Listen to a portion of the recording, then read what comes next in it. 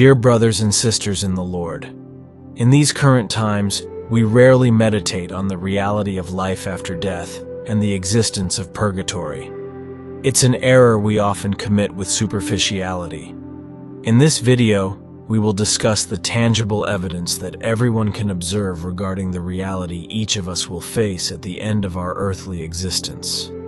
These concrete signs are sure to strike you and urge you into deep reflection.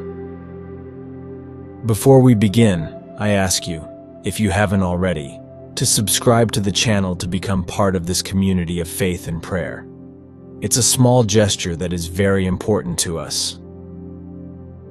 If we are to be honest, most of us should consider ourselves blessed merely to aspire to purgatory, rather than plunging directly into infernal arms.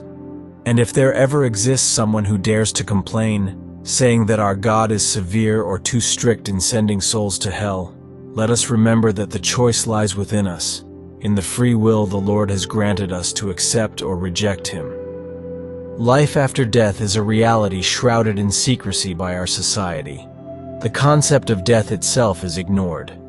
Yet merely contemplating the end of our existence, its acceptance, would render most of the superfluous activities we engage in every day useless, or at least create a new scale of values that does not align well with the dominant thought of our contemporary world. But this reality cannot be ignored, because death is just a passage.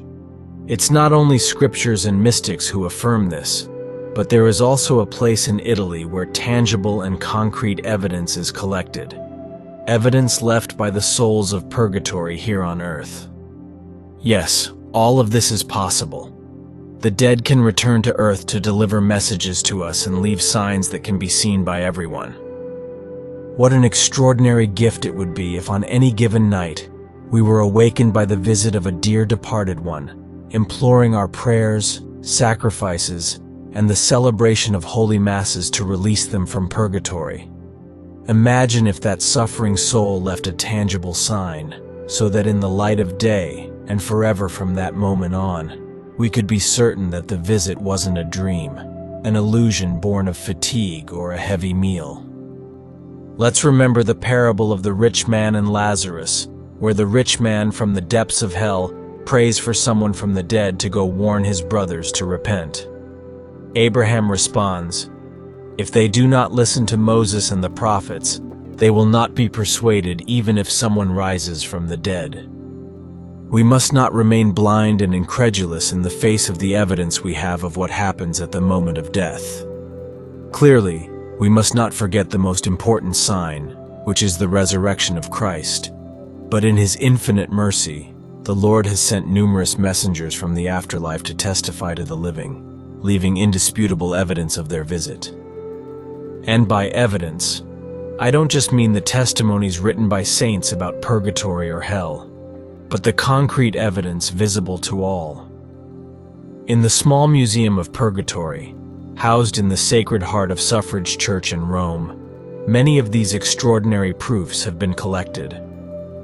This church, a neo-Gothic jewel completed in 1917, holds the relics collected by Father Victor Jouet, which testify to the visits of souls from purgatory.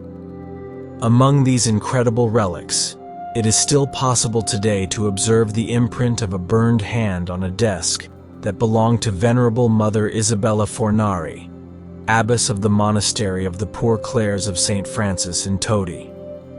On the night of November 1st, 1731, the deceased abbot Father Panzini appeared to her, asking for prayers to alleviate his suffering in purgatory. To leave a mark of his visit, he placed his flaming hand on the desk, leaving an indelible burned imprint. This imprint is still visible today. Another item on display is a book bearing the imprint of the hand of a deceased mother-in-law, who appeared to Marguerite Demerlet in the Diocese of Metz, France. 30 years after her death, the mother-in-law asked Marguerite to go on a pilgrimage to the sanctuary of Our Lady of Marienthal and to have 2 masses celebrated for her. As a sign of her visit, she placed her hand on the book Marguerite was reading, The Imitation of Christ, leaving the imprint on the open page.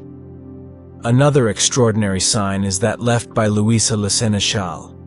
2 years after her death, she appeared to her husband Louis in their home in Doucy, France, asking for his prayers. As evidence of her visit and the need to have masses celebrated for the repose of her soul, she left burnt marks of her 5 fingers on her husband's nightcap.